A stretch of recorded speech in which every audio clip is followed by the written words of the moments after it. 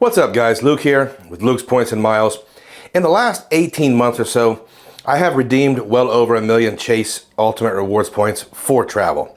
Now, admittedly, some of these were redeemed for 1.25 cents within the Chase Ultimate Rewards portal, but a vast majority of these were transferred out to partners. In this video, I'm going to rate my top 10 Chase transfer partners. And remember, this is how I see them through my own experiences, so your opinion may very well be different. And if it is, please tell me in the comments below. As I go over this list, I want to tell you how I've used the points, or I'll drop a sweet spot on how others are using them. Also, you guys know that I am a big proponent of getting actual value from these points, so that means cents per point counts. However, it's not the only factor. Of course. In the comments, feel free to list your top 10, or how about your top 5 if you're pressed for time. If you like these sort of opinionated list videos, slap that like button for me, and if you want to keep up with the channel, consider subscribing. Now let's get started. At number 10, I have a partner that could very well be one of your favorites. I have JetBlue in the number 10 spot. I know a lot of you get great value from these points, and they have an amazing premium cabin, but let's face facts. They're a small carrier and they just don't fly in every region. In fact, I've never even had the chance to fly JetBlue. So while I don't have anything negative to say about them, besides the marginal cents per point for their points, I can't really rank them any higher because, well, there just aren't enough opportunities. One sweet spot though seems to be their JFK to LAX flight for 52,000 JetBlue miles in the Mint class, which has been reviewed highly by just about everyone. Another flight I would like to try is Boston to Aruba in Mint for just under 40,000. Guys, if you have flown Mint, please comment below and tell us how nice it is.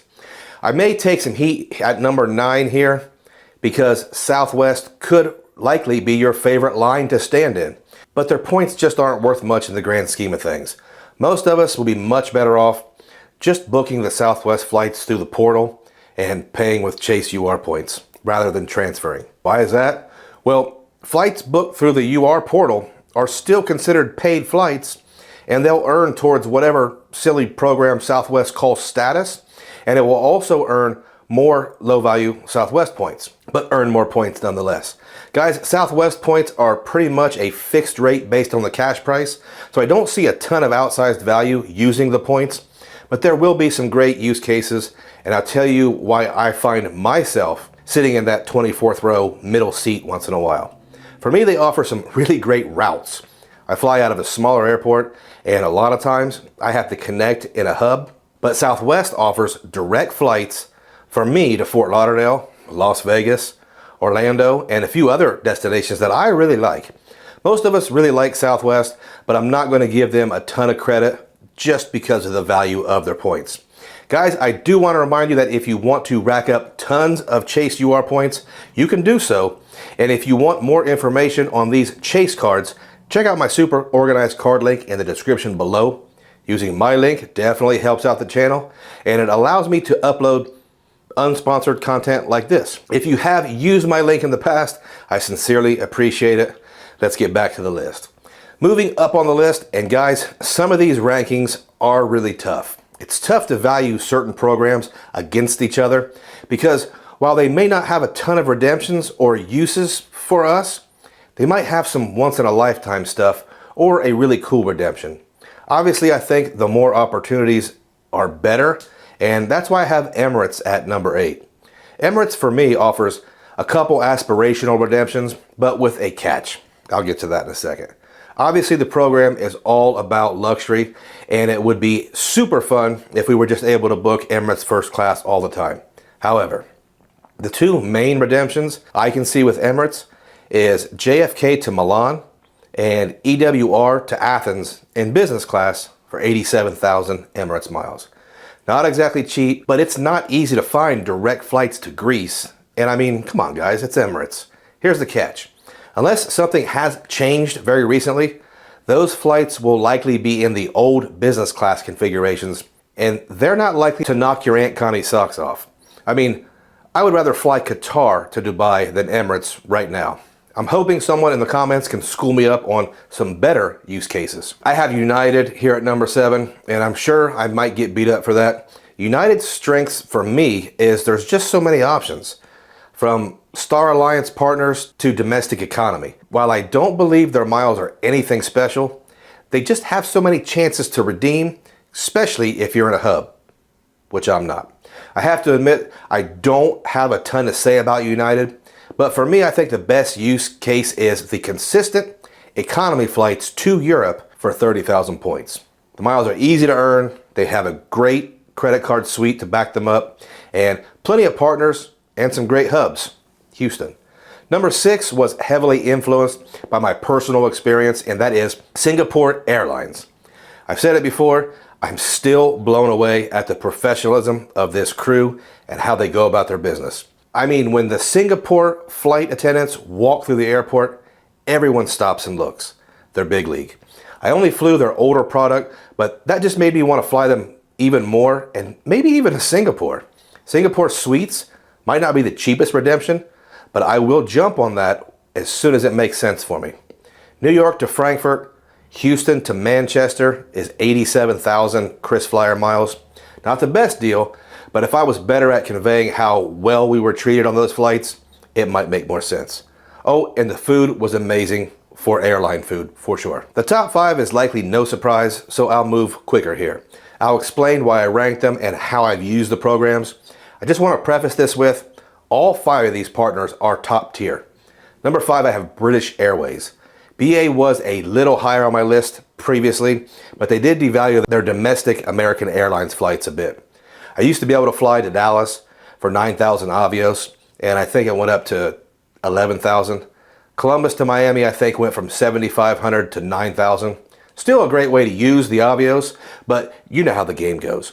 One thing I have to say, ironically, Avios are a terrible way to fly to the UK because they smash you with fuel charges and fees.